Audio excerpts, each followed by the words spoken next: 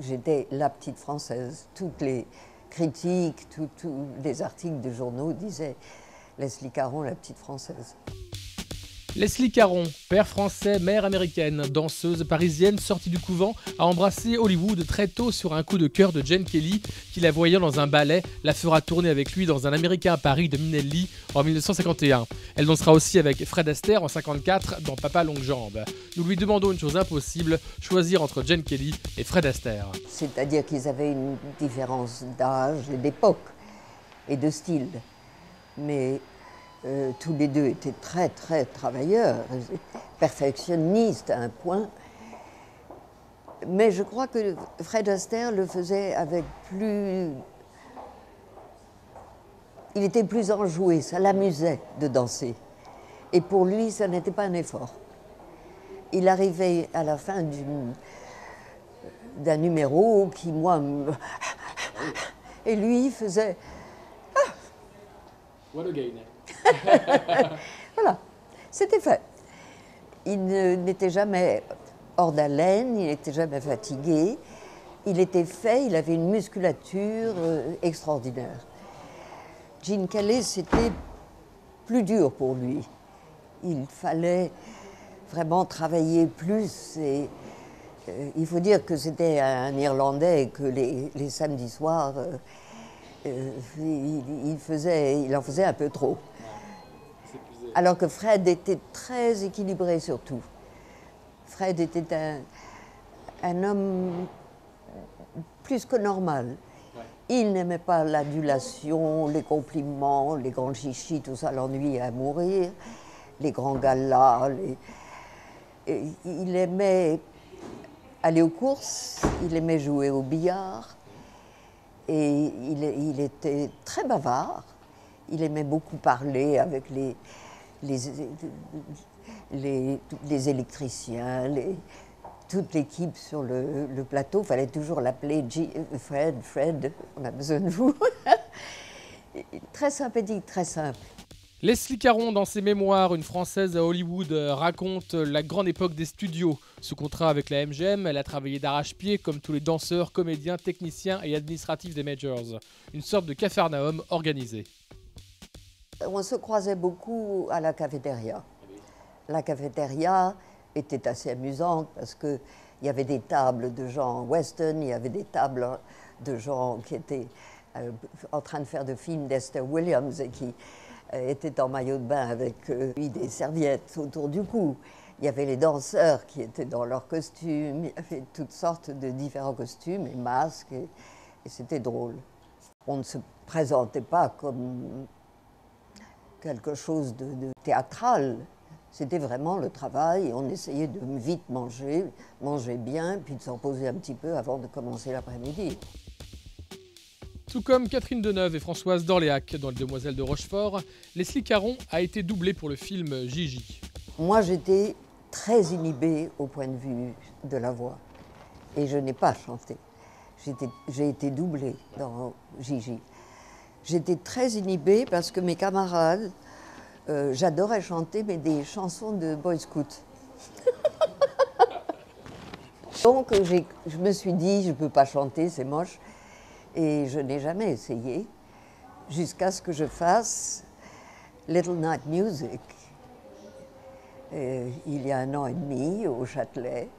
Et alors là, je me suis dit, je joue une vieille dame, ça n'a plus aucune importance. Au contraire, plus c'est mauvais, mieux c'est. Et je me suis lâchée, et là, ça a été très très bien. Oui. Alors j'ai vraiment chanté dans Lily, c'est ma voix. Une petite voix de petite fille très claire.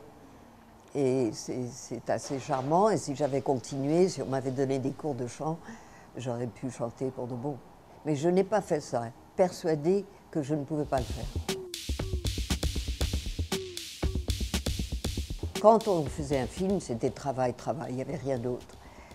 On se levait à 6 heures du matin. Si on avait une piscine, on plongeait dans la piscine pour se réveiller. Ensuite, voiture jusqu'au studio, maquillage, travail. Et on rentrait vers 6 heures du soir. épuisé, on apprenait les lignes pour le lendemain, enfin, c'était vraiment le couvent. Et entre les films, j'essayais de trouver une vie culturelle à Los Angeles, qui n'existait pas beaucoup à cette époque-là.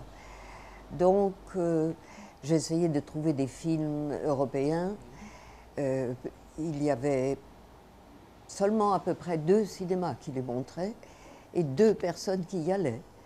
Il y avait moi et Marlon Brando. La profession ne s'intéressait absolument pas à cette époque-là aux films européens. Marlon cassait tous les tabous. Marlon a complètement changé le cinéma. Il avait honte de sa voix. Il avait une voix très, très haute, une voix de ténor, un peu nasillarde. Il venait d'une province. Il devait sans doute contrôler un accent. Et donc, il a inventé ce qu'on appelle the mumble, c'est-à-dire bredouiller. Et ça, c'est la première fois qu'au cinéma américain, on permette à un acteur de bredouiller, de ne pas être clair, de ne pas prononcer bien, etc. Sinon, il y avait une vraie dictature du son. L'ingénieur du son était un dictateur. On nous faisait répéter une scène parce qu'il n'avait pas entendu la voyelle de la fin de la phrase, ou la consonne plutôt. Donc, avec Marlon Brando et Elia Kazan, le cinéma s'est permis de ne pas être clair au point de vue son. Et puis alors le reste de son jeu était aussi très personnel. Il ne suivait pas l'école d'Hollywood, il a eu une école à New York, il a commencé sur scène. Il y a eu James Dean et il y avait Montgomery Clift, aussi de la même génération. Mais tout ça avait été vraiment... Le précurseur était Spencer Tracy. Spencer Tracy est l'homme qui a inventé l'écoute au cinéma. Et avec Spencer Tracy, qui était tellement intéressant lorsqu'il écoutait,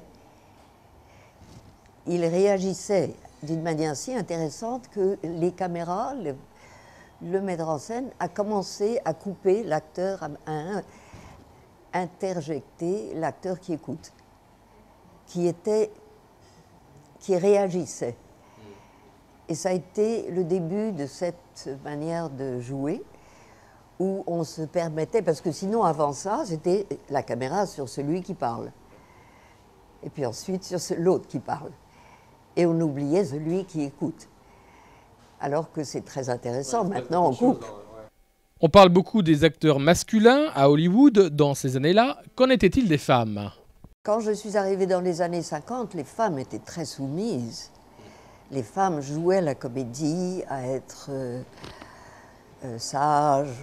Il y avait beaucoup de soumission. Les femmes ne donnaient pas leur avis politique ou intellectuel sur rien. Dans un dîner, on ne demandait jamais l'avis aux femmes. Ça vous énervait, ça? Eh bien, à cette époque-là, j'étais tout aussi soumise que les autres, encore plus, parce que ma mère m'avait élevée dans cette tradition bien française. C'est le mari qui commande, c'est le mari qui décide, c'est l'homme qui sait, les hommes savent tout. On n'était pas loin d'avoir acquis le vote, vous savez, pas loin. Donc, il y avait encore cette tradition de la femme qui se tait et qui écoute avec respect la parole des hommes. On n'en pensait pas moins, mais il a fallu des années pour que je me dise j'ai le droit d'avoir mon opinion. Leslie Caron interprète Vera dans L'homme qui aimait les femmes de François Truffaut. Truffaut, cinéaste français fou d'Amérique et de 7e art. François arrivait à Hollywood comme un gamin qui est dans le magasin du Père Noël. Alors il roulait sa chemise blanche ou bleue, mettait ses cigarettes dedans, il louait une décapotable, il était heureux comme un pape et il voulait toujours rencontrer soit les metteurs en scène en question, soit leurs enfants. Très souvent, le metteur en scène n'était pas abordable ou fatigué. Donc, il prenait contact avec les enfants. Leslie Caron a aussi joué au théâtre sous les ordres délicats de Jean Renoir dans Orvette et Carola. Elle nous raconte.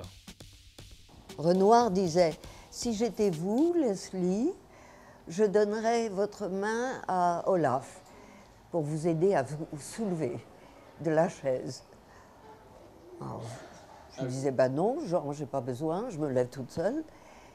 Essayez. » Ça va, genre, j'ai pas besoin. Hop. Alors, quelqu'un du fond de la salle me disait « Leslie, Monsieur Renoir est en train de vous demander de donner la main à Olaf. » Il était toujours très courtois en fait. Terriblement courtois. Une femme entrait, une femme de chambre, il se levait, il levait sa casquette. Ah oui, il se donnait sa place. Alors, je vais vous dire, c'est très bon de commencer par le théâtre quand on est très jeune. C'est une école absolument admirable. Ensuite, si on a la beauté, le charme, et si ça marche avec les caméras, faites du cinéma jusqu'à ce qu'on ne vous demande plus. Et ensuite, retournez au théâtre, vous avez la technique et vous pouvez continuer jusqu'à perpète.